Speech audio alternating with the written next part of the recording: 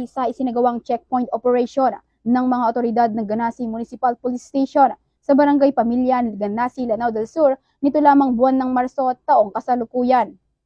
Kinilala ni Police Lieutenant Sherville L. Ferenala, hepe ng Ganasi MPS, ang mga suspect na sina alias Popoy, 33 anyos na residente ng naturang lugar, at si alias Lando, 21 anyos na residente naman ng Barangay Liangan, Madalum, Lanao del Sur.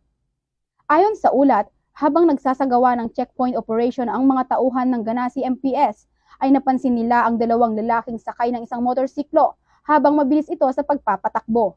Agad naman sinita ito ng mga otoridad at sinailalim sa body search na nagresulta ng pagkakaaresto sa nasabing mga suspect. Nakumpiska mula sa mga suspect ang baril na caliber 45, 7 bala, isang magazine at isang unit ng motorsiklo na Honda XRM FI 125. Dahil rito, maharap ang mga suspect sa kasong paglabag ng Republic Act 10591 o Comprehensive Firearms and Ammunition Regulation Act kapag napatunayang nagkasala ang mga ito. Kasalukuyang nasa kustudiya na ng Ganasi MPS ang mga naarestong suspect para sa dokumentasyon at tamang disposisyon. Samantala, ang Pambansang Pulisya ng Pilipinas ay mas lalong paiigtingin ng kampanya kontra kriminalidad para makamit ang isang maayos at maunlad na bansa tungo sa bagong Pilipinas.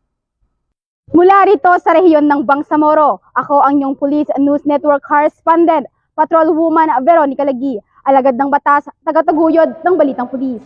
Maraming salamat, Patrolwoman Lagi.